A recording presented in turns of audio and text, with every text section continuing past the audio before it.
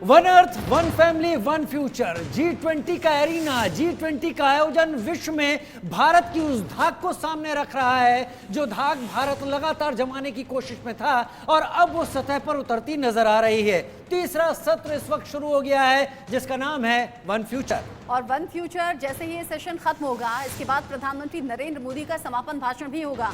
राजीव, हमें याद करना चाहिए उद्घाटन भाषण जिसमें मोरक्को के हुए भूकंप का जिक्र किया, मदद का ऐलान भी किया, कहा कि सबको साथ मिलकर चलना होगा। साथ ही साथ कोरोना जैसी महामारी का जिक्र प्रधानमंत्री ने किया था और कहा था सबका साथ, सबका विकास, सबका विश्वास के साथ सबका प्रयास भी जोड़ना होगा। और सबके प्रयास का ही नतीजा है कि एक से बढ़कर एक खास तस्वीरें G20 समिट से निकलकर सामने आ रही हैं। आज दूसरा और आखिरी दिन आज इस समिट का है। जी हाँ, G20 समिट का आज दूसरा और आखिरी दिन है। ये बैठक दूसरे और आखिरी दिन में है और G20 सम्मेलन का तीसरा सत्र इस दौरान जारी है। वन फ्यूचर इस सेशन का नाम रखा गया है। जैसे राजीव ने अभी जिक्र किया, वन अर्थ वन फैमिली और वन फ्यूचर, यानी कि एक धरती है और एक परिवार है और एक भविष्य होगा और होना चाहिए, लेकिन सबके प्रयास से ही ये होगा। और सबका प्रयास यहाँ नजर आ भी रहा है जिसमें एक ऐतिहासिक फैसला तो अफ्रीकन यूनियन को शामिल करने के तौर पर कल हो गया है, यानी कि G20 अब G21 कहलाएगा। और आज जब वन फ्यूचर ये सेशन चल रहा है इसमें आखिरी में प्रधानमंत्री नरेंद्र मोदी का भाषण भी होगा और पीएम मोदी की द्विपक्षीय बैठक भी होनी है। जी हाँ, कई देशों के राष्ट्राध्यक्षों के साथ द्विपक्षीय बैठक है। फ्रांस के राष्ट्रपति इमैनुअल मैक्रो के साथ प्रधानमंत्री की बातचीत है। कनाडा के पीएम जस्टिन ट्रूडो के साथ भी प्रधानमंत्री की बातचीत। इनके अलावा ब्राजील, तुर्की और यूएई के साथ भी द्विपक्षीय बातचीत होनी है। प्रधानमंत्री नरेंद्र मोदी राष्ट्र प्रमुखों के साथ मिलकर द्विपक्षीय बैठक में अहम मुद्दों पर फोकस कर रहे हैं। वैश्विक मुद्दे कौन कौन से हैं, कौन सी वो वैश्विक चुनौतियां हैं जिनसे निपटने के लिए सबके सहयोग की और सबकी सहमति की जरूरत है और कैसे बेहतरी के लिए कदम आगे बढ़ाए जा सकते हैं G20 समिट में। इसीलिए ये महामंच तैयार है।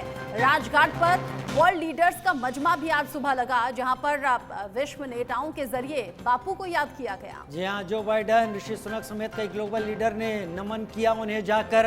राजघाट पर विदेशी मेहमान पहुंचे। तस्वीरें देखिए, प्रधानमंत्री मोदी ने खादी शॉल ओढ़ाकर उन सब का वहां स्वागत किया और ये तस्वीरें बता रही हैं कि बापू जो कि शांति और अहिंसा के पुजारी थे उनकी उनके समाधि स्थल पर नमन करने के लिए G20 के सारे बड़े लीडर एक साथ। आपको याद आ रहा होगा राजीव, क्योंकि मुझे याद आया है, आपने अहिंसा और सत्य के रास्ते पर चलना जब राष्ट्रपिता महात्मा गांधी के विचारों को अपने दर्शकों तक पहुंचाया, साझा किया। आज के इन तस्वीरों को देखकर यूक्रेन और रूस के युद्ध का जिक्र जब जब हुआ है तब तब भारत ने कहा है कि युद्ध से कभी किसी का भला नहीं हो सकता, युद्ध की स्थिति से बाहर निकलना चाहिए, क्योंकि सिर्फ रूस और यूक्रेन नहीं झेल रहे, बाकी देशों पर भी इसका असर हो रहा है, चाहे वो बढ़ती महंगाई हो या फिर वो सप्लाई चेन प्रभावित होने की बात हो। ऐसे में आज जब अहिंसा और सत्य के रास्ते पर चलने वाले महात्मा गांधी को याद करते हुए विश्व नेताओं की तस्वीरें सामने आई तो उसका मैसेज सिर्फ यहाँ हिंदुस्तान में ही नहीं बल्कि दुनिया के बाकी देशों तक भी पहुंचा। और ये खास तस्वीरें आज राजघाट पहुंचते हुए विश्व नेताओं की। जी हाँ, प्रधानमंत्री ने तो ये भी कहा था ये युद्ध का युग नहीं है। विश्व नेताओं ने राजघाट पर महात्मा गांधी को श्रद्धांजलि दी। जो बाइडेन से लेकर ऋषि सुनक, एक एक करके आप टीवी स्क्रीन को गौर से देखिए। इमैनुअल मैक्रो, ब्राजील के राष्ट्रपति लूला डी सिल्वा वहां पहुंचे, जस्टिन ट्रूडो वहां पहुंचे, सारे देशों के राष्ट्राध्यक्ष नमन करने पहुंचे। फूमियो किशिदा पीएम सिंगापुर वहां पहुंचे। सभी एक एक कर राजघाट पहुंचे। राजघाट पर पहुंचकर एक साथ सभी के जरिए बापू को याद किया जाना और फिर वहां कुछ वक्त रुककर श्रद्धा सुमन अर्पित करने के बाद ध्यान लगाना, कुछ मिनट मौन रहना और उसके बाद बापू के प्रिय भजन का वहां पर चलना। वो जो तस्वीरें हैं या फिर वो जो एम्बियंस है उसका जो मैसेज है वो दुनिया के अलग अलग देशों तक जाएगा। और साथ ही साथ राजीव, चीन का चूंकि हम जिक्र बार बार कर रहे हैं, शी जिनपिंग खुद तो नहीं पहुंचे, लेकिन जो तस्वीर तब सामने आई थी प्रधानमंत्री नरेंद्र मोदी, उनके ठीक बराबर में जो बाइडेन, उनके ठीक बराबर में ऋषि सुनक, विश्व की त्रिशक्ति जो आपने नाम भी दिया था, जब वो त्रिशक्ति आगे कदम से कदम बढ़ाकर चल रही थी और जहां पर अहिंसा और सत्य के रास्ते पर चलने की विचारधारा पर बात हो रही थी, राजघाट प्रांगण में ही चीन की निगाहें भी रही होंगी इस पर। जी हाँ, चीन की निगाहें रही होंगी और बहुत बड़े गौर से चीन देख रहा होगा। अरविंद जी हमारे साथ इस वक्त जुड़े हुए हैं, कर्नल संजीत सिरोही हमारे साथ इस वक्त जुड़े हुए हैं। अरविंद जी, ये तस्वीरों पर ही बात कर लेते हैं। एक साथ ये सारे वर्ल्ड लीडर्स पहुंचे वहां पर, नमन किया, बापू को नमन किया। एक बड़ा सेशन कल रहा और एक सेशन आज भी है। क्या संदेश आप इससे निकलता हुआ देखते हैं? पहले अगर सेशन की बात करें तो जिस ड्राफ्ट पे सहमति बनी है, आज वह दिल्ली डिक्लेरेशन पे सबके हस्ताक्षर होंगे, तो उस सेशन की यह उपलब्धि होगी। और बापू के यहाँ सबका जाना दरअसल एक बहुत ही महत्वपूर्ण और प्रतीकात्मक है। यह देखिए, वो उस शांति के दूत के सामने विश्व के बड़े बड़े नेता सर झुका रहे हैं और पूरी श्रद्धा के साथ झुका रहे हैं। भारत को बहुत सारे ऐसे समय आए जब बहुत बुरे दौर से गुजरना पड़ा, गुलामी के दौर से गुजरना पड़ा, किंतु भारत की चीज़ों में जो महानता थी, जो महनीयता थी, वे आज भी बरकरार है। अंग्रेज जहाँ जहाँ गए या यूरोपियंस जहाँ जहाँ गए, वहाँ देखिए अपनी संस्कृति, अपना धर्म, सब कुछ वहाँ प्रसारित करके गए, किंतु वह केवल भारत ही एक ऐसा देश था जिन्होंने अंग्रेज़ों से तकनीकी के अलावा और कुछ नहीं लिया। मूलतः हमें तकनीकी की ही ज़रूरत थी और आज भी वही हम संदेश दे रहे हैं कि हमें आप तकनीकी का हस्तांतरण कीजिए ताकि पूरे विश्व का विकास हो सके। हम ग्रीन डेवलपमेंट की बात कर रहे हैं, हमारा विकास ऐसा नहीं है कि जिससे विश्व को कोई खतरा हो। तो यही संदेश दे रहे हैं, बापू का संदेश दे रहे हैं, और जो आक्रांता देश है उनको कह रहे हैं कि आप रुकिए, हमें नया विश्व ऐसा नहीं चाहिए। शांति और सद्भाव की बात, और यही संदेश हिंदुस्तान की तरफ से दिया जा रहा है। कर्नल सिरोही, चूंकि जो बाइडेन पर निगाहें सभी की थी, किस तरीके से वेलकम हो रहा है, किस तरीके से वो प्रधानमंत्री नरेंद्र मोदी से मिल रहे हैं, बॉडी लैंग्वेज क्या है, जेस्चर क्या है, लेकिन आज के थर्ड सेशन वन फ्यूचर में जो बाइडेन का शामिल नहीं रहना, उससे पहले ही वो दिल्ली से रवाना हो गए, वियतनाम दौरे पर चले गए। हालांकि वो बात अलग है कि अगस्त में ही इस बात को डिक्लेयर कर दिया गया था कि सितंबर में वियतनाम दौरा होगा जो बाइडेन का, लेकिन तीसरे सेशन से पहले ही रवाना हो जाना, इसके पीछे आपको रीजन क्या समझ में आता है? नहीं, इसको हमको रत्ना जी, इसको हमको इतना सोच में नहीं समझना चाहिए, क्योंकि उनका प्रोग्राम पहले से ही था और वो जो है परसों आए थे, कल वो यहाँ पे रहे, आज वो आधे दिन रहे और चले गए। तो मेरा ख्याल जो है, इसको हमको किसी चीज़ में ये नहीं लेना चाहिए कि वो नाराज़ हो के चले गए या कोई बात हो गई। उनका प्रोग्राम 1-1.5 महीने पहले से ही प्रोग्राम बना हुआ था, और अमेरिका राष्ट्रपति का प्रोग्राम कोई दिन के दिन नहीं बनता, महीनों पहले जो है बन जाता है। और वो ये भी संदेश देना चाहते हैं, भारत में आके और फिर वियतनाम में जा रहे हैं, वो चीन को ये भी संदेश देना चाहते हैं, क्योंकि भारत और वियतनाम के चीन के साथ कोई संबंध कभी भी अच्छे नहीं रहे हैं। तो वो एक्चुअली चीन को भी ये संदेश देना चाहते हैं कि अमेरिका की ये दो दोस्त हैं और दोनों जगह में जा रहा हूँ मिलने के लिए। तो इसमें कोई हमको इसको ज़्यादा सोच विचार नहीं करना। कर्नल सिरोही और अरविंद जी, आप दोनों से ही मेरा एक सवाल होगा और क्रमवार आप लोग जवाब दे सकते हैं उसका। कल सुबह जब प्रधानमंत्री संबोधन कर रहे थे तो उन्होंने कहा था, डिस्ट्रस्ट के बारे में कहा था कि हमारे बीच में काफी अविश्वास हो गया है। लेकिन आमतौर पर जब आयोजन समाप्त हो रहा होता है तब आम सहमति निकलकर सामने आती है। सुबह डिस्ट्रस्ट की बात से प्रधानमंत्री शुरू करते हैं और कल ही के दिन एक आम सहमति घोषणा पत्र पर आ जाती है। पिछले इंडोनेशिया के समिट में ऐसा कुछ हो नहीं पाया, तो उस पर आपका क्या रोक होगा? राजीव जी, जब मोदी जी ने स्टार्ट किया था, मेरे को भी याद है, उन्होंने कहा था कि ट्रस्ट डेफिसिट है, देशों के बीच में ट्रस्ट डेफिसिट है। और ये ट्रस्ट डेफिसिट पिछले 2-3 साल में बढ़ा है, जब से खास तौर पर जब से यूक्रेन क्राइसिस हुआ है। लेकिन उसके बाद जो ये डिक्लेरेशन, कर्नल सिरोही, माफी के साथ आपको रोक रही हूँ, इस विश्वास संकट पर कैसे काम किया गया या कैसे किया जाएगा ये आप डिटेल में बताइएगा, अरविंद जी भी इस पर जवाब देंगे। लेकिन इस वक्त मनोहर केसरी हमारे साथ जुड़ गए हैं, जो कि भारत मंडपम में मौजूद हैं। अभी कोई ताजा अपडेट उनके पास में है? ओवर टू यू मनोहर।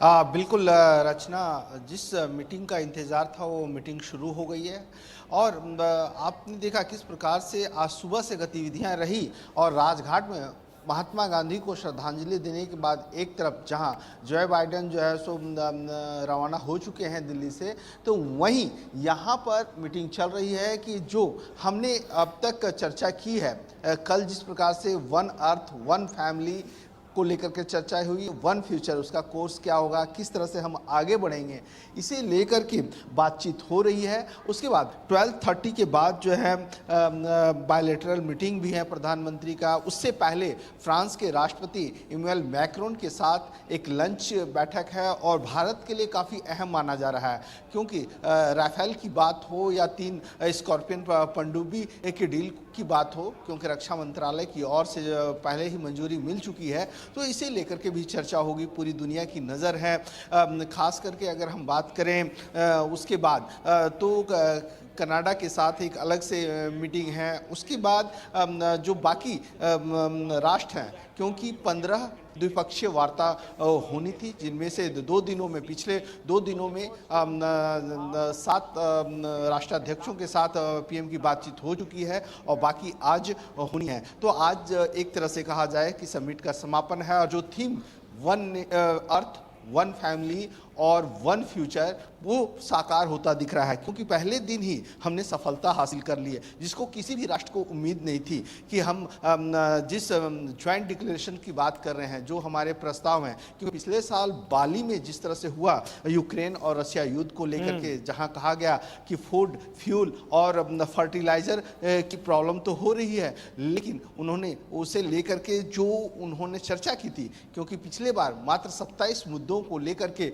चर्चा हुई थी, लेकिन इस बार यहाँ पर भारत में जब पहली बार अध्यक्षता हुई तो सबसे ज़्यादा प्रोडक्टिविटी रही है। 73 इश्यूज़ को लेकर के एक ज्वाइंट डिक्लेरेशन हुआ है, जो काफ़ी अहम माना जा रहा है। अगर मैं आपको यहाँ के बारे में, भारत मंडपम के बारे में बताऊँ तो आज यहाँ बहुत ज़्यादा गतिविधियाँ हैं कि आखिरकार वन फ्यूचर को लेकर के किस तरह के चीज़ें सामने आती है, क्योंकि उसके बाद लगातार कई राष्ट्राध्यक्षों की प्रेस कॉन्फ्रेंस है, हमारे विदेश मंत्री एस जयशंकर की भी प्रेस कॉन्फ्रेंस है। तो मैं अपने कैमरा पर्सन कुलभूषण को कहूँगा कि वो दिखाएं कि जो हमारी संस्कृति, जो कल्चर है, वो तो यहाँ हमने 2 दिनों तक देखा ही है और लगातार आप देखेंगे कि यहाँ के लोग भी उसी परिधान में नजर आ रहे हैं, जैसा कि खादी को प्रमोट किया गया है। और आज हमने देखा कि राजघाट में सभी लोगों को खादी का शॉल दे करके सम्मानित भी किया गया। तो यहाँ ज़्यादातर लोग उसी परिधान में नज़र भी आ रहे हैं। और खान पान की बात करें तो जो कल्चरल खान पान है,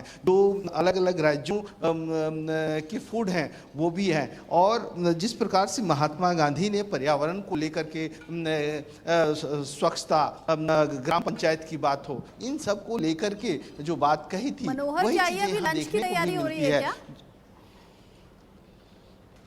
बिल्कुल उसी की तैयारी है। हालांकि इस साइड जो आप देख रही हैं, ये स्नैक्स है, रिफ्रेशमेंट। लंच का मेन्यू बता दीजिए, दिखा दीजिए जितना पॉसिबल हो। बिल्कुल रचना, वो दूसरी साइड है। मैं बात करते करते आपको उस डाइनिंग एरिया में भी ले चलता हूं, जहां लंच की तैयारी की जा रही है। मेन्यू तैयार है, क्योंकि कल रात में जिस प्रकार से प्रेसिडेंट ने डिनर की पार्टी दी थी, तो सभी लोग इसी भारत मंडपम में लंच किया था। और उसके बाद सभी राष्ट्राध्यक्ष अपने अपने होटल्स चले गए थे। और ये आप देखिए, हम एंटर कर रहे हैं डाइनिंग एरिया में। खुशबू अभी ही आ रही है, जब अंदर जाएंगे तो आपको मेन्यू के बारे में बताएंगे। आपके पास नहीं आ रही होगी, लेकिन मेरे पास आनी शुरू होगी। मैं आप एहसास कर सकते हैं। तो ये देखिए, हम डाइनिंग एरिया में पहुंच गए हैं और यहाँ पर भी काफ़ी अच्छा माहौल है। यहाँ पे डिजिटल पैनल है, मतलब आप खाते खाते अगर कोई गतिविधि हो रही है, एक्टिविटीज़ हो रही है, सीधे भारत मंडपम से आप यहाँ पर देख सकते हैं। ये आप देखिए, यहाँ पर लंच की तैयारी हो चुकी है और लंच आईटीसी की ओर से किया गया है तैयारी। बता दीजिए मैं क्या क्या है करूंगा तो आप राजीव यहाँ बिल्कुल बिल्कुल आप देखिए, सबसे पहले हम ग्रीन सैलेड, जिसको हम सलाद कहते हैं, यहाँ पर इंडियन है, प्याज है, मिर्ची है। और उसके बाद आप देखिए पोटैटोज, मस्टर्ड है, अमेरिकन कॉर्न और बेल पेपर्स।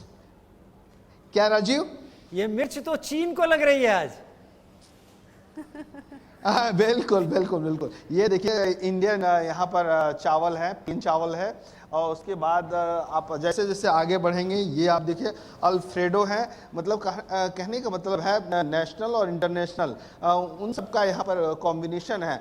यहाँ पर आप देखिए, ये पालक पनीर की सब्जी है और राजीव, टेस्ट तो बहुत मजेदार, जो रख खुशबू आ लीजिएगा रही है मेरे ना, लिए, क्योंकि आप अब- खास अब जगह मैं पर बता मौजूद नहीं हैं। सकता हूं। भारत मंडपम में आप मौजूद हैं। बिल्कुल, बिल्कुल, और बिल्कुल। यहाँ से पूरे विश्व को भारत के बिल्कुल। खाने का जायका, स्वाद वो भी भेजा जा रहा है। थोड़ा सा रख लीजिएगा। अच्छा, अगली डिश कौन सी थी ये तो देखने दीजिए राजीव, बे- मनोहर बता रहे हैं। देखिए, बिल्कुल ये कढ़ाई सब्जी है, जिसमें मिक्स सब्जी कहा जाता है और अलग अलग इसमें डिफरेंट, ताकि हेल्थ का भी पूरा ध्यान रखा गया है। उसके बाद अगर आप देखेंगे तो वेजिटेबल कैपोनाटा है। ये अपने कैमरा पर्सन को कहूँगा कि ये थोड़ा सा क्लोज करके दिखाएं। ये थोड़ा यूनिक है, लेकिन कई सब्जियों का मिक्सअप है और एक नए फ्लेवर में इसे तैयार किया गया है। उसके बाद आप देखिए गोभी अदरक है। ये गोभी की सब्जी है, जो आप कहें कि नॉर्दर्न इंडिया की बात करें या फिर पूरे देश की बात करें, अलग हमारे खास मेहमान जो हमारे साथ हैं, मनोहर आप दिखाते चलिए। खास मेहमान कह रहे हैं कि आज आप भूख बढ़ा रहे हैं। आप इतनी भूख बढ़ा रहे हैं कि बुरी स्थिति हो रही है स्टूडियो में। देखिए, बिल्कुल ये भूख जो है ना बरकरार रहनी चाहिए, क्योंकि भारत की बात है और पूरी दुनिया भारतमय हो चुकी है। तो ये आप देखिए, यहाँ पर ये आलू मटर की सब्जी है। उसके बाद ये दाल है राजीव। हाँ। और गर्मा गर्म है। देखिए, रचना का भी नाम लीजिए, केवल रचना का भी नाम लीजिए। केवल मुझे ही खाने के बारे में नहीं सुनना है, रचना भी सुनना चाहती है। देखिए, मैं पूरी दुनिया की बात कर रहा हूँ अब, क्योंकि वसुधैव कुटुंबकम की बात हो रही है यहाँ पर। जी। तो ये देखिए, इंडियन ब्रेड्स हैं, हैं, चपाती है यहाँ पर। बिल्कुल, ये देखिए, ये तंदूरी है, मतलब जायका ब्रेड और चपाती भी अलग अलग है। उसके बाद मैं एक राउंड और आपको लेकर के बताता हूँ, क्योंकि ये तो लंच का मेन्यू है। कहीं कहीं मिलेट्स है, बेवरेज है, स्वीट्स की भी व्यवस्था है। तो आप देखिए, लोग जो है ना लगातार यहाँ पर शुरू भी हो गया है लंच। और मीठा का अगर स्वाद ना हो तो खाने का मज़ा ही नहीं होता है। तो ये आप देखिए, काला जामुन है। थोड़ा सा इसको उठाएंगे आप। ये देखिए, वाह क्या कलर है, मिठास तो भरपूर है ना। आप अत्याचार कर रहे हैं हमारे साथ तैयारी करने के लिए वक्त लगा। अभी तो बहुत टाइम है। नहीं, मजाक नहीं है ये। मैं जब खा करके आपको बताऊंगा ना, तब आपको पता चलेगा। आइए आप। ये क्या है? ये क्लासिक ब्रेड ये क्या है? Classic bread butter pudding. थोड़ा सा दिखाएंगे सर, अभी क्लोज है हमारा। अच्छा, क्लोज है, वो आ रहे हैं। उसके बाद आप देखिए, एक और है सेवैया पायसम है। वो इंडियन और साउथ इंडियन और नॉर्थ इंडियन दोनों का मिक्सअप तैयार किया गया है ये। उसके बाद आप देखिए, आगे की और आइसक्रीम की भी व्यवस्था है। राजीव, जो मैं सुबह दिखा रहा था ना, जो पर्यावरण की बात कर रहे हैं, जिस बायोफ्यूल अलायंस हुआ है, G20 सैटेलाइट मिशन का गठन हुआ है, उसे लेकर के हम आगे की ओर बढ़ रहे हैं। तो यहाँ पर भी आप देखेंगे तो आपको सारी चीज़ें इको फ्रेंडली नज़र आएगी। सारी चीज़ें जो हैं डिस्पोजेबल है, रिसाइकल हैं। आप देखिए, मैंने तो कभी नहीं पिया था, ये तो पानी है। आप समझ सकते हैं, एक कैन में पानी, क्योंकि कोरोना के बाद बहुत सारी चीजें बदली है। यकीन कर लेता हूं आप पर कि इस कैन में पानी ही है, लेकिन आप जो कुछ तस्वीरें दिखा रहे हैं हम सब के लिए वाकई अद्भुत हैं। तैयारी विश्व स्तर की है। रचना, पूरे इस बात के हमको तस्वीरें तो समझ, लेकिन मनोहर ने बड़ा इंटरेस्टिंग बताया। देखिए, खाना तो एकदम लाजवाब है। भारत का जायका दिखाती हुई सारी तस्वीरें मनोहर ने बता दी हैं, डिशेस दिखाकर एकदम मुंह में पानी भी आ गया है। लेकिन ये जो मनोहर ने अभी जानकारी दी, पानी की जो केन निकाली है, देखने पर ऐसी लग रही है जैसे कोल्ड ड्रिंक की केन होती है, या फिर राजीव जिस तरफ इशारा कर रहे हैं वैसी केन होती है। लेकिन ये डिस्पोजेबल है, ये इसकी खासियत है। मतलब पर्यावरण का भी खास ख्याल रखा गया है। मनोहर, मैंने इशारा तो कहीं नहीं किया था, आपने बता दिया। लेकिन मनोहर, एक बार फिर से दिखाइए वो चीजें जो आपको अलग लग रही हैं एक जर्नलिस्ट होने के नाते। देखिए, बिल्कुल मैं अपने कैमरा पर्सन को कहूँगा कि वो बताएं, क्योंकि यहाँ पर बहुत ऐसी चीज़ें हैं जो पर्यावरण को ध्यान में रखते हुए यहाँ पर इंस्टॉल किया गया है, पब्लिक के लिए सेवाएं दी जा रही है। सबसे पहले मैं उसी पानी की बात करूँगा। शायद आपने बोला कि ये कोल्ड ड्रिंक है या पानी है, पता नहीं, लेकिन मैं आपको दिखाता हूँ, ये पानी ही है। क्योंकि मैं किसी कंपनी को प्रमोट कर नहीं सकता, लेकिन न्यूज़ के लिए बहुत बड़ी बात है। तो ये आप देखिए, ये पानी है। तो राजीव, ये डिस्पोजेबल है, रिसाइकल है, पहली बार इस्तेमाल हुआ है और कई लोग यहाँ पर लंच भी कर रहे हैं, उनसे भी हम बात करेंगे। Excuse me, what's your name? देखिए जायके का स्वाद ले रही हैं। या Patricia, are you from Brazil. What is the taste of this? It's wonderful. I love Indian food and this is really, really good. Which dish is your favorite? I love paneer. Paneer is my favorite. This is the first time? No, it's the 8th time. 8 times. What about this summit? It's very good. It was really surprising that they reached a consensus. Did you think about joint declarations? Well, the first day in India, joint declaration is completed. No, I mean, it was totally unexpected. मनोहर, इससे पहले कि वो आप पर गुस्सा करने लगे, छोड़ दीजिए, लंच करने दीजिए, ऐसा ना हो कि आप गुस्से का शिकार हो जाए। खाते वक्त दो टोकते नहीं है मनोहर, खाना खाने दीजिए उनको।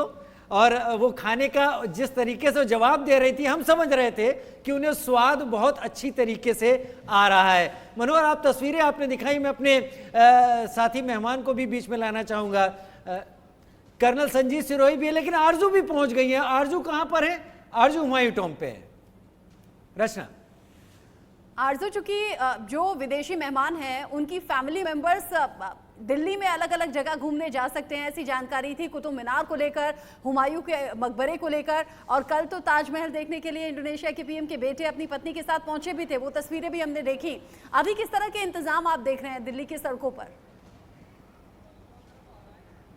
जी बिल्कुल रचना, देखिए जिस तरीके से डेलीगेट्स जब दिल्ली पहुंचे और उसी को लेकर तैयारियां कई महीनों से की जा रही थी, और वो हम लोग देख सकते हैं किस तरीके से भव्य स्वागत जो है वो वर्ल्ड लीडर्स का देखने को मिला है। वहीं आपको बता दें, इस वक्त हम हुमायूं टॉम्ब के बाहर मौजूद हैं और लगातार जो सिक्योरिटी है उसको बढ़ा दिया गया है, क्योंकि जो ब्राज़ील के डेलीगेट्स हैं वो अंदर जा चुके हैं और इसी के साथ ही इंडोनेशिया के जो प्रेसिडेंट है वो भी यहाँ पहुँचने वाले हैं। और इसी के साथ ही देखिए लगातार जो मेहमान वो यहाँ पहुंचेंगे, इसकी जो हिस्ट्री है उसको जानने की कोशिश करेंगे। अगर अंदर की आपको बताएं तो जिस तरीके से इसको दिल्ली का ताजमहल भी कह सकते हैं, क्योंकि जिस तरीके से ये बना हुआ है वाकई 1570 में इसको बनाया गया था, लेकिन आज भी इसकी खूबसूरती जो है वो देखते ही बनती है। बहुत खूबसूरत तरीके से इसको रखा गया है और इसी वजह से जो डेलीगेट्स दिल्ली पहुंचे हुए हैं उनकी एक ख्वाहिश है कि इसको आके देखें, आखिर इसके पीछे की हिस्ट्री क्या है उसको जाने। और इसी को देखते हुए आज सुबह हमने देखा किस तरीके से यूके के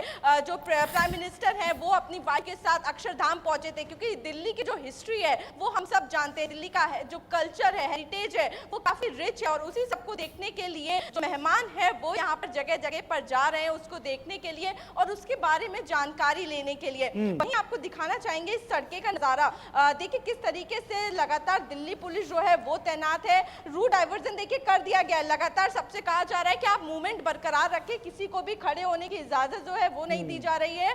आप देख सकते हैं गाड़ियां लगातार आ रही हैं और इन गाड़ियों से डेलीगेट्स जो है वो आ रहे हैं। देखिए फिलहाल ये गाड़ी खाली है, लेकिन इसी तरीके से जो डेलीगेट्स हैं वो इसी में भर भर के यहाँ पर आ रहे हैं ताकि इसके बारे में जानकारी ले सके, इसको देख सके। और आपको ये बताना चाहेंगे रचना कि अंदर की अगर बात करें, जो लोग इसकी टेक केयर करते हैं उनसे हमारी बात हुई थी जब, तो उन्होंने भी कहा था वो इसको लेके बहुत ही ज्यादा उत्सुक है कि बाहर जो मेहमान आ रहे हैं उसकी तैयारी आरजू, उसकी तैयारी समझ में भी आ रही है, वो तैयारी दिख भी रही है, क्योंकि ये तमाम लोग पहुंचे हैं। तो दिल्ली को जानना, दिल्ली को समझना भी इनकी एक कोशिश है कि इस दौरे के साथ साथ वो दिल्ली और भारत के इतिहास को भी समझ सके। बहुत शुक्रिया आरजू हमारे साथ जुड़ने के लिए। लेकिन आरजू खास तस्वीरें हम तक पहुंचा रही थी और ये तस्वीरें आगे भी हम अपने दर्शकों तक पहुंचाएंगे। हुमायूं का मकबरा पर विदेशी मेहमान पहुंचे हैं। इंडोनेशिया के राष्ट्रपति के बेटे अपनी पत्नी के साथ कल ताजमहल देखने के लिए पहुंचे थे। ऋषि सुनक अपनी पत्नी के साथ अक्षरधाम देखने के लिए पहुंचे। ऐसी और बहुत सी खास तस्वीरें आना अभी बाकी है। जायके की भी बहुत सारी तस्वीरें आना बाकी है। याद रखिए, हमारे साथ जुड़े रहिए। लार हमारे मुंह में आएगी तो समझ जाइएगा भारत ने मेहमान नवाजी में कोई कोर कसर नहीं छोड़ी है। G20 समिट की हर तस्वीर और साथ ही साथ प्रधानमंत्री नरेंद्र मोदी के भाषण का एक एक शब्द बड़ा खास है। जैसे कि विकास की बात कही, जैसे कि बदलाव की बात राजीव ने अभी कही, सबका साथ, सबका विकास, सबका विश्वास के साथ, इसीलिए एड ऑन कर दिया है प्रधानमंत्री नरेंद्र मोदी ने सबका प्रयास। और ये सभी का प्रयास G20 के महामंच पर महाशक्तियों के जरिए हो रहा है। हमारे हमारे साथ आरजू सेठ हैं जो कि हुमायूं के मकबरे के ठीक बाहर से लाइव रिपोर्ट कर रही हैं, क्योंकि वहां पर विदेशी मेहमानों का और उनके फैमिली मेंबर्स का पहुंचना जारी है। सुबह सुबह अक्षरधाम ऋषि सुनक अपनी पत्नी अक्षता के साथ पहुंचे, जहां से बेहद खास तस्वीरें सामने आई। और कल जब इंडोनेशिया के राष्ट्रपति के बेटे अपनी पत्नी के साथ पहुंचे थे ताजमहल देखने के लिए, वो तस्वीरें भी बड़ा आकर्षित कर देने वाली थी। और ये गर्व करने का मौका भी है कि भारत में अलग अलग ऐतिहासिक स्थलों पर, अलग अलग खास जगहों पर विदेशी मेहमान पहुंच रहे हैं। आरजू हमारे साथ हैं। आरजू, इंतजाम आप बता रही थी और सिक्योरिटी के जो टाइट इंतजाम हैं वो होने भी चाहिए विदेशी मेहमानों के आगमन को लेकर। जी बिल्कुल रचना, देखिए जिस तरीके से अब से कुछ ही देर में जो प्रेसिडेंट है फ्रांस के इमैनुअल मैक्रोन वो यहाँ पहुँच सकते हैं, इसी के साथ ही इंडोनेशिया के प्रेसिडेंट वो भी यहाँ पहुँच सकते हैं। जिस तरीके से विदेशी मेहमान जो पहुँच रहे हैं, और एक बार आपको पहले तस्वीरें दिखा देते हैं इस सड़क की। निजामुद्दीन का ये एरिया है और आप ये टूम देख सकती हैं यहाँ पे, और यहीं से ये आइडिया लगाया जा सकता है कि हुमायूं टूम इसके जस्ट सामने बना हुआ है। आप देख सकते हैं G20 का बोर्ड यहाँ पर लगा हुआ है, और इसी के साथ ही पूरी तरीके से सिक्योरिटी जो है वो बढ़ा दी गई है। पुलिस लगातार चक्कर लगा रही है, क्योंकि अब से कुछ ही देर में जो डेलीगेट्स है वो यहाँ पहुंच जाएंगे। BSF CRPF के जवान आप देख सकते हैं लगातार यहाँ पर खड़े हुए हैं, और वो रिक्वेस्ट कर रहे हैं हर किसी से कि यहाँ से मूव हो जाए, क्योंकि डेलीगेट जो है वो पहुंचने वाले हैं। हुमायूं टूम की अगर बात करें तो इसकी जो खासियत है वो मैं बता देती हूँ कि हुमायूं टूम 1570 में बना था, और कहा जाता है क्योंकि ऐसा हुआ था जो मुगल डायनेस्टी है उसका अंत जो है वो इस जगह से हुआ था। इसी के साथ ही इसको मॉन्यूमेंट ऑफ पीस भी कहा जाता है। कुछ लोग जो हिस्टोरियंस है वो उसको जो मॉन्यूमेंट है पीस एक खासियत आरजू यहाँ की ये भी है हुमायूं टॉम की है कि ये बहुत सिमेट्रिकल है। इसकी जो आकृति है वो इतनी सिमेट्रिकल है कि आप एक तरफ खड़े हो और शाम के वक्त अगर सूरज ढल रहा हो तो ये एक अलग रूप में निकल कर नजर आता है। कौन कौन से देशों के कौन कौन से राष्ट्राध्यक्ष या डेलीगेट्स यहाँ पर एक एक करके पहुंचने वाले हैं?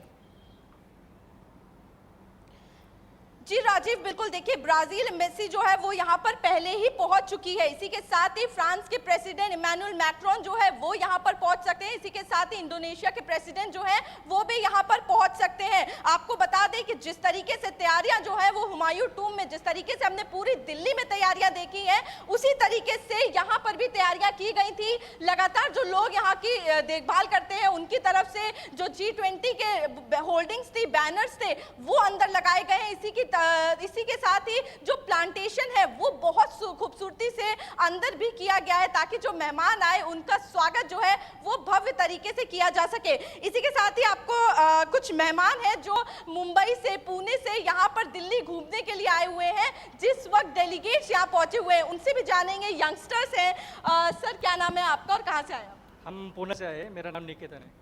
निकेतन जी, आप पुणे से आए हैं और जिस तरीके से दिल्ली सजी हुई है और जो G20 की समिट है इस वक्त दिल्ली में हो रही है, कैसा लग रहा है, क्या महसूस कर रहे हैं?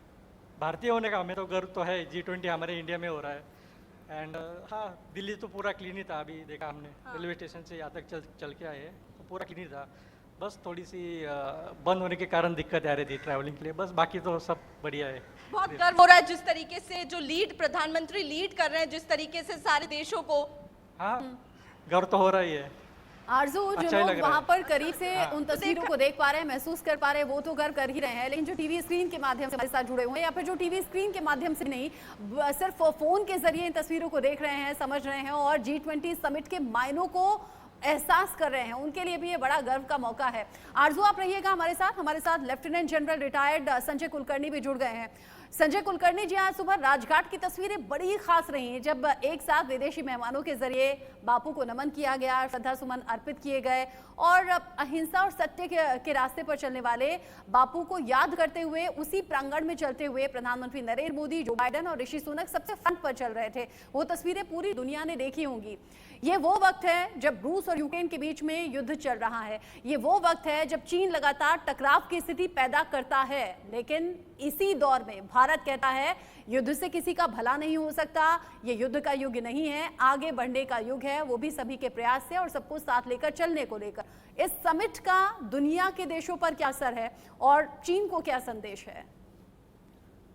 बहुत बहुत धन्यवाद। मुझे लगता है जिस प्रकार से हम लोगों ने G20 पूरा सम्मेलन मैं कहूँगा एक मास्टर स्ट्रोक, और जिस प्रकार से हम लोगों ने आयोजित किया है वाकई हर भारतीयों को गर्व होना चाहिए। और अब जब सारे के सारे जितने भी वहाँ पे हेड्स ऑफ स्टेट और बाकी आए हैं, जो महात्मा गांधी अपने राजघाट पे जब अपनी श्रद्धांजलि दे रहे हैं, जिसके लिए बापूजी हमेशा लड़ते थे नॉन वायलेंस, और आज जब अपना G20 का बेसिक जो थीम है वो है वसुधैव कुटुंबकम। संपर्क शायद संजय जी का हमारे साथ टूट गया है, लेकिन मनोहर भी मेरे साथ इस वक्त जुड़े हुए हैं। मनोहर, क्या तस्वीरें, क्या खबर? देखिए, खबर तो ये है कि अब वन फ्यूचर को लेकर के जो बैठक चल रही थी वो अब आई थिंक अभी तक अपडेट आया नहीं है, लेकिन उम्मीद थी कि 12:30 बजे तक जो शेड्यूल था वो था कि 12:30 बजे तक खत्म हो जाएगी बैठक। लेकिन अभी अपडेट का हम इंतजार कर रहे हैं कि ऑफिशियली वन फ्यूचर को लेकर के क्या रहा, किस तरह से, क्योंकि अब नेक्स्ट ईयर के लिए ट्रांसफर होना है। जैसा कि लास्ट ईयर हमने बाली में देखा था कि प्रधानमंत्री नरेंद्र मोदी को इसकी प्रेसिडेंसी सौंपी गई थी, तो उसी तरह आज का भी कार्यक्रम होना है। उसके बाद लगातार प्रेस कॉन्फ्रेंस का सिलसिला जारी होगा। अलग अलग राज्यों के राष्ट्राध्यक्ष अपने अपने राज्यों के मीडिया से मिले। राज्य कहने का मतलब है संघ, स्टेट जो पूरा कहा जाता है। राजीव, अब मैं आपको दिखाऊं, एक बार नज़ारा फिर दिखा देता हूं यहाँ का, कि ये डाइनिंग एरिया है, यहाँ पर लंच शुरू हो गया है, जो पहले भी बता रहा था। लेकिन जिस प्रकार से अभी हम लोग सब चर्चा कर रहे थे कि चाइना बीच में लगातार अड़ंगा लगाता रहता है। अगर जिनपिंग आते तो वो देखते कि आखिरकार भारत में कितना दम है, किस प्रकार से भारत ने पूरी दुनिया को अपने रंग में रंग लिया है। क्योंकि यहाँ पर आप अगर देखेंगे तो ज़्यादातर लोग जो हैं सो इंडियन वेशभूषा में ही नज़र आएंगे, चाहे वो विदेशी मेहमान हो या देश के लोग हों। क्योंकि अब ज़्यादातर लोग हमने देखा कि यहाँ पर वेस्ट कोट पहने हुए थे, खादी कपड़े पहने हुए थे। कई हमने फॉरनर से भी बातचीत की तो उन्होंने बोला या आई लाइक इट। तो आप समझ सकते हैं कि किस तरह से हमारा देश आगे बढ़ रहा है। और बात करें चाइना की, तो भारत ने कल जिस प्रकार से इकोनॉमिक कॉरिडोर, जो डेवलपमेंट कॉरिडोर मिडिल ईस्ट और यूरोप के लिए बनाया है, ये आगे चल करके 8 नजर रखिए आप, नजर रखिए मनोहर, नजर रखिए वन फ्यूचर का क्या निकल कर आता है। और बने भी रहिए आप हमारे साथ, आपके पास आएंगे। अभी अपने मेहमानों का भी रुख कर लेते हैं। कर्नल संजीत मेरे साथ इस वक्त जुड़े हुए हैं। संजीत जी, तीसरा सेशन इस वक्त चल रहा है, बहुत जल्दी खबर आएगी कि उससे निकल कर सामने आता है। ट्रस्ट डेफिसिट की आपने बात की थी, हम लोग जो बात कर रहे थे, ट्रस्ट सरप्लस पे आ गए। भारत ने किसी भी विवाद के साथ इस समिट को जुड़ने नहीं दिया। ये भारत की बड़ी सफलता है क्या? बिल्कुल राजीव जी, ये बिल्कुल सफलता है भारत की। और जो मैं बात कर रहा था ट्रस्ट डेफिसिट की, जिसकी मोदी जी ने कल चर्चा भी की थी, जब आज से 2-3 साल पहले ये ट्रस्ट डेफिसिट शुरू हो गया था। और मैं ये कहता हूँ ये ट्रस्ट डेफिसिट जो शुरू हुआ, जिसकी वजह से यूक्रेन वॉर हुआ, वो ये हुआ कि नाटो कंट्रीज़ की तादाद दिन पे दिन बढ़ती जा रही थी और रशिया को इस चीज़ का डर हो रहा था कि रशिया को घेरा जा रहा है। वो ट्रस्ट डेफिसिट की वजह से ही रशिया ने यूक्रेन के ऊपर हमला किया, क्योंकि यूक्रेन भी नाटो का मेंबर बनना चाहता था। उसके बाद चाइना ने जो मैप निकाले या चाइना जो भी हरकत करता है उससे ट्रस्ट डेफिसिट हुआ। लेकिन जैसे ही सुबह 10 साढ़े 10 बजे मोदी जी ने ये भाषण दिया और उसके बाद जब दोपहर बाद हमको पता लगा कि ये जॉइंट डिक्लेरेशन सबकी सहमति से, कोई एक भी कोई देश नहीं था जिसने कोई उस पर ऑब्जेक्शन किया, उसको एक्सेप्ट कर लिया गया, तो मैं ये मानता हूँ ये भारत की डिप्लोमेसी की बहुत बड़ी जीत है। जो हम अविश्वास की बात कर रहे थे वो 4-5 घंटे में हमको विश्वास दिखाई दिया। तो मेरे को लगता है ये एक दिन की बात नहीं है। पिछले 1 साल से जो भारत के शेरपाज थे या फाइनेंस ट्रैक वाले थे, वो जिस हिसाब से काम कर रहे थे उससे साफ पता लगता है 200 बैठकों का असर हुआ। अरविंद जी, आप क्या सोचते हैं? मोदी साहब के भाषण में एक खास बात थी, उनके पूरे भाषण को पूर्व, पश्चिम, उत्तर, दक्षिण इन 4 दिशाओं में समेटा जा सकता है। वो पहले तो उत्तर और दक्षिण की बात कर रहे हैं। मूलतः जो उत्तरी गोलार्ध के जितने भी देश हैं वो अमीर देश हैं और दक्षिणी गोलार्ध के जितने भी देश हैं वो गरीब देश हैं। तो वो उसी को हम जो ये जो साउदर्न जो कंट्रीज़ हैं ग्लोबल साउथ जिसे ग्लोबल कहा साउथ एग्जैक्टली, मैं शब्द मिस कर रहा था इसको। तो ग्लोबल साउथ में जो 4 वो एरियाज आते हैं मूलतः, जिसमें भारत, ब्राज़ील, चीन और जो अफ्रीकन यूनियन है, ये सारे आते हैं। भारत ने अफ्रीकन यूनियन को उन अमीर देशों के साथ जोड़ने की एक बहुत ही सफल प्रयास किया, और उन्होंने कहा कि जो उत्तर और दक्षिण में जो खाई है वो अमीरी और गरीबी की है, और भारत एक तरीके से ग्लोबल लीडर होने का उसने दावा पेश कर दिया है, ग्लोबल साउथ का लीडर होने का उसने दावा पेश कर लिया है, जिस पर चीन ऑलरेडी दावेदारी पहले से ही जिसकी है। उनके भाषण को एक दूसरे स्तर पर देखा जाए तो आप देखिए कि वो ईस्ट और वेस्ट की बात कर रहे हैं। तो ईस्ट और वेस्ट में दरअसल विचारों की भिन्नता का प्रश्न है। तो मुझे लगता है कि इतने सरलतम तरीके से उन्होंने जनता तक, आम आदमी जो कि सारी डिप्लोमेसी, इकोनॉमी वगैरह ये सब नहीं ठीक से समझता है, मोदी साहब ही ऐसे आदमी हो सकते थे जिन्होंने बहुत ही आसान शब्दों में ये सारी चीज़ें, मोदी साहब की एक खासियत है कि वो दरअसल जनता से कम्युनिकेशन बहुत ही अच्छे से करते हैं, क्योंकि जैसे शी जिनपिंग जनता से बिल्कुल नीचे से उठकर ऊपर आए हुए नेता हैं, मोदी साहब भी वैसे ही एक स्वयंसेवक से शुरू करके ठेठ देश के प्रधानमंत्री पद तक पहुंचे हैं। मुझे लगता है कि जनता से जुड़ने की ये कला, इससे पहले विश्व का एक नेता थे, वो थे लेनिन, जो रूस के थे। बस इन 2 नेताओं में मुझे लगता है कि यानी आप ये कह रहे हैं कि प्रधानमंत्री नरेंद्र मोदी की जो सोच है, जो वो देश को लेकर कहते हैं कि देश के हर आखिरी गांव तक, कस्बे तक योजनाओं का लाभ मिलना चाहिए और हर आखिरी शख्स तक उनका मैसेज जाना चाहिए, और सीधे सीधे उनसे संवाद का तरीका प्रधानमंत्री मोदी निकालते हैं। साथ ही दुनिया को लेकर भी ये सोच कि दुनिया के हर कोने तक हिंदुस्तान की धमक भी पहुंचे, आवाज़ भी पहुंचे, और ये तस्वीरें तो जाहिर तौर पर पहुंच ही रही हैं। संजय कुलकर्णी जी हमारे साथ जुड़े हुए हैं। इससे पहले वॉइस में प्रॉब्लम थी। संजय कुलकर्णी जी, आप वसुधैव कुटुंबकम को लेकर जिक्र कर रहे थे, अपनी बात आप पूरी कर सकते हैं। देखिएगा, मैं जैसे कह रहा था कि वसुधैव कुटुंबकम को लेकर के जिस प्रकार से पूरे विश्व भर में एक माहौल सा पैदा हुआ है, विश्वास का जो माहौल है वो बहुत जरूरी था, और यही एक माहौल है जिसके कारण जो लड़ाइयों के माहौल था, वर्ल्ड पोलराइज हो रहा था, उस पोलराइजेशन से बचने के लिए और कोई तरीका नहीं। जिस प्रकार से अपने प्रधानमंत्री ने बार बार इसके जिक्र किया कि टॉक्स, बातचीत करेंगे तभी मसला हल होगा, और यही कारण है कि आज चीन को वो बार बार जिस प्रकार से वो अड़ंगा डालने की कोशिश कर रहा था, चाहे वसुधैव कुटुंबकम को लेकर के कहें या इंडो पैसिफिक को लेकर के कहें, या जिस प्रकार से हम लोगों ने पूरा G20 को अपने 60 सिटीज में लेकर के गए, जहां पे 200 सेशंस इसके हुए, 125 देश के नुमाइंदे आए, जहां 1 लाख डेलीगेट्स आए, ये सब चीन को पसंद नहीं था। उसको लग रहा था कि भारत जो है वो ऐसा उभरता भारत है जो चीन को टक्कर देने की कोशिश करेगा, और इसीलिए शी जिनपिंग भी नहीं आए। और शी जिनपिंग जो है वो अपने मोदी जी से बिल्कुल भिन्न है, वो प्रिंसली। प्रधानमंत्री नरेंद्र मोदी संबोधित कर रहे हैं, सुनेंगे।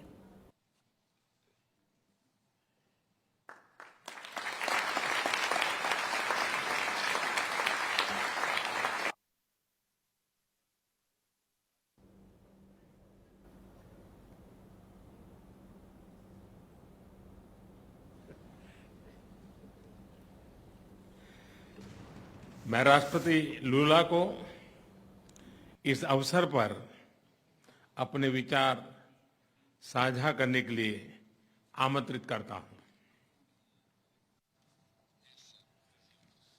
Bem, primeiro, gostaria de dizer às autoridades aqui presentes, suas altezas, aos presidentes, aos primeiros ministros, de que a natureza ela continua dando demonstração de que nós precisamos cuidar dela com muito mais carinho. Essa semana, há 3 dias atrás, no Brasil, um ciclone no estado do Rio Grande do Sul. Nunca tinha havido ciclone, matou 46 pessoas e tem quase 50 pessoas desaparecidas.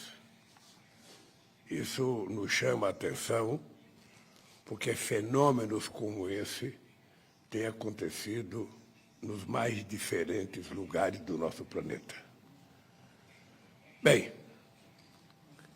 eu quero primeiro cumprimentar o primeiro-ministro Narendra Modi pela condução eficaz da presidência indiana do G20 e pelo excelente trabalho na preparação dessa cúpula e no carinho que foi dedicado a todos nós convidados nesse dia que nós passamos aqui.